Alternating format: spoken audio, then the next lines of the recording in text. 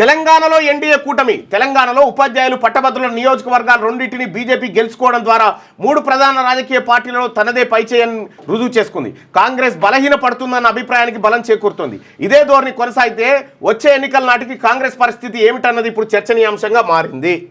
రేవంత్ రెడ్డి గారు ఓవుడు, అది ఓడిపోవుడు ఖతమైపోయింది. కాంగ్రెస్ పార్టీ చర్చనే లేకుండా అయిపోయింది. ఈయన ఇప్పుడు ఎలక్షన్ వస్తే కాంగ్రెస్ పార్టీ గెలుస్తుందా అంటే మొదటి నుంచే గెలవదని చెప్పేటట్టు పరిస్థితికి వచ్చింది. అసలు ఈయన ఎందుకు పోయిండో, ఎందుకు పోయి మావాడు గెలవకున్నా సరే అని ఎందుకు చెప్పిండో. ఏపీతో పోలిస్తే తెలంగాణలో బీజేపీ మొదటి నుంచి కొంత బలంగానే ఉంది. ఎన్డీఏను పటిష్టం చేయాలని మోదీ భావిస్తున్నందున వచ్చే ఎన్నికల నాటికి తెలంగాణలో కూడా ఎన్డీఏ ప్రయోగం అమలు చేస్తారా అన్న ప్రశ్న కొన్ని రోజులుగా వినిపిస్తుంది.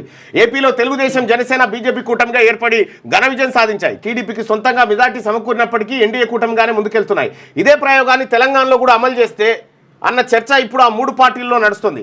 టీడీపీ సొంతంగా పోటీ చేస్తే ఒక్క సీటు కూడా గెలవకపోవచ్చు, కానీ ప్రధాన పార్టీతో జతకట్టి పోటీ చేస్తే ఎన్నికల ఫలితాలు ప్రభావితం చేయగలదని చెప్పి ఆర్కే అంటే తెలంగాణ రాష్ట్రంలో కూడా ఎన్డీఏ కూటమి ప్రభుత్వం ఏర్పడే ఛాన్స్ ఉందని చెప్పి ఆర్కే కొత్త పలుకులు రాశారు.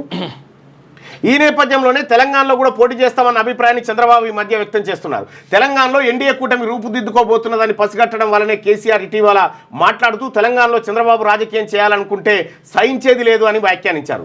ఎన్డీఏ కూటమి ఏర్పడితే తెలుగుదేశం, బీజేపీలో చేరడానికి బీఆర్ఎస్కు చెందిన పలువురు నాయకులు ఏర్పాట్లు చేసుకుంటున్నారు. ఇందులో ఎమ్మెల్యేలు కూడా ఉన్నారు. తెలంగాణలో ఎన్డీఏ కూటమి ఏర్పడితే ప్రధానంగా నష్టపోయేది కేసీఆర్ మాత్రమే. ఈ పరిణామం గమనిస్తున్న కేసీఆర్ ఇక లాభం లేదు, జనంలోకి వెళ్లాలని నిర్ణయించుకున్నారు. ఇక మీదట అసెంబ్లీకి హాజరవుతానని ఆయన తాజాగా ప్రకటించారు. ఎమ్మెల్సీ ఎన్నికల ఫలితాలతో బీజేపీ ప్రస్తుతానికి మంచి ఊపు మీద ఉంది. కేసీఆర్ మాత్రమే కాదు, రేవంత్ కూడా మేల్కొనాల్సిన అవసరం ఉంది.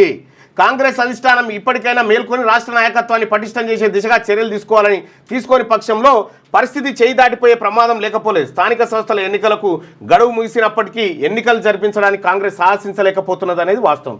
ఇప్పుడు లోకల్ బాడీ ఎన్నికలు పెడితే గుడ్లు తెలిస్తుంది కాంగ్రెస్ పార్టీ గుడ్లు. రేవంత్ గారి సారథ్యంలో దిగ్విజయంగా ఎమ్మెల్సీ ఖతమైపోయింది. ఇప్పుడు పట్టభద్రుల ఎమ్మెల్సీ ఓడిపోవడానికి నీవడన్న నాయకుడు పోయి మా అభ్యర్థి మంచోడు, ఎంత కాదనుకున్నా గొప్పోడు, ఓటైరి శబాషు మంచి పిల్లగాడు పనిచేస్తాడని చెప్పాలనా? ఈయన గెలవకునే ఏం కాదా, మాకు వచ్చే నష్టమే లేదని చెప్పిండు. కరీంనగర్ పట్టభద్రుల ఎమ్మెల్సీ ఓటమికి, కాంగ్రెస్ పార్టీ ఓటమికి కారకులు ఎవరు?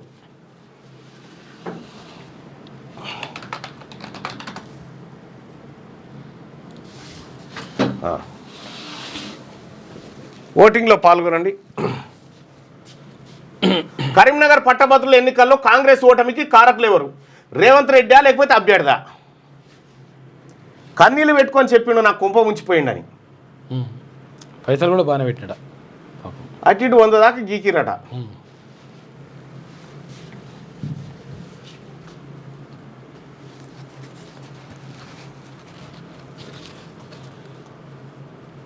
రాహుల్ గాంధీ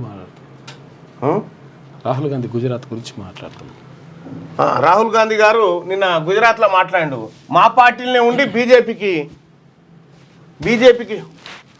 अभी यहाँ पे बैठे हुए सब लोग मगर 2 टाइप के हैं.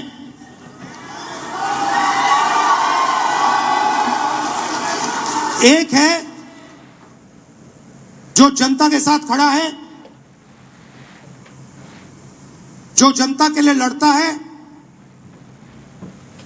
जो जनता की इज्जत करता है और जिसके दिल में कांग्रेस पार्टी की विचारधारा है.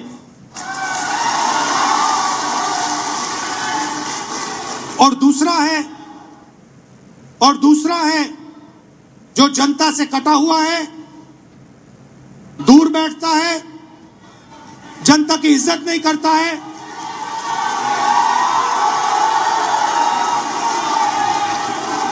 और उसमें से आधे बीजेपी से मिले. అందులో సగం మంది బీజేపీతో కలిసిరు. మా పార్టీలోనే ఉండి బీజేపీ పనిచేస్తారు. ఇక్కడ మనం రాహుల్ గాంధీ గారు మనం ఒక గుజరాత్ కథనే కాదు, ఇక్కడ మహబూబ్ నగర్ సీటు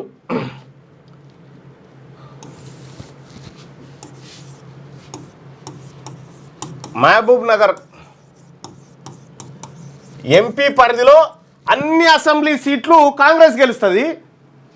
ఆడ అసెంబ్లీ టైంలో 1,00,000 ఓట్లు రానటువంటి బీజేపీ ఏకంగా ఎంపీ సీటు గెలుస్తుంది. ఆడికి పదే 4 సార్లు పోయింది రేవంత్ రెడ్డి గారు. ఎందుకు? ఓడిపోబోతుంది అనేటువంటి కలరింగ్ ఇచ్చిండు ఆ వార్త ఆ పర్యటనతోటి. అది ఆయన ఇటు మల్కాజ్గిరి సిట్టింగ్ రేవంత్ రెడ్డి గారు సిట్టింగ్ ఎంపీ స్థానం బీజేపీ చేతిలో పెట్టిండు, అక్కడెక్కడి నుంచో అభ్యర్థిని తీసుకొచ్చి ఇక్కడ ఉన్నాను కాదని. ఇది ఆయన చేవేళ్ళకి ఇన్ఛార్జిగా ఉంటే అది బీజేపీకి వాయ. మరి ఈ పార్టీ నుండి ఆ పార్టీ ప్రయోజనం ఇప్పుడు కరీంనగర్ పోయి మా అభ్యర్థి గెలిచినా గెలవకపోయినా ఏం కాదని చెప్పాను ఆంజిరెడ్డి అభ్యర్థిని గెలిపించి వచ్చే. ఈ పార్టీ నుండి ఆ పార్టీ కోసం పనిచేస్తుంది ఎవరు? మీరు ఇక్కడ కూడా ఒకసారి దృష్టి పెట్టాలి.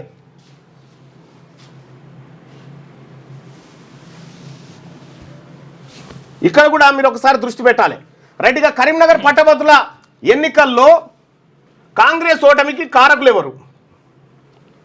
178% మంది రేవంత్ రెడ్డి కారణం అని చెప్తా ఉన్నారు. కరీంనగర్ పట్టభద్రుల ఎన్నికల్లో కాంగ్రెస్ ఓటమికి కారకులు ఎవరంటే రేవంత్ రెడ్డి. 178% మంది అభిప్రాయం అది. మార్నింగ్ న్యూస్ చూస్తున్నటువంటి మిత్రులారా లైక్ బటన్ క్లిక్ చేయండి, అలాగే షేర్ చేయండి. 178 మంది కరీంనగర్ పట్టభద్రుల ఎమ్మెల్సీ ఎన్నికల్లో కాంగ్రెస్ ఓటమి కారకులు 100కి పక్కగా రేవంత్ రెడ్డి కారణం అని చెప్తా ఉన్నారు. మరి బీజేపీ అభ్యర్థి గెలుపుకు మీరెందుకు సహకారం చేస్తూ ఉన్నారు?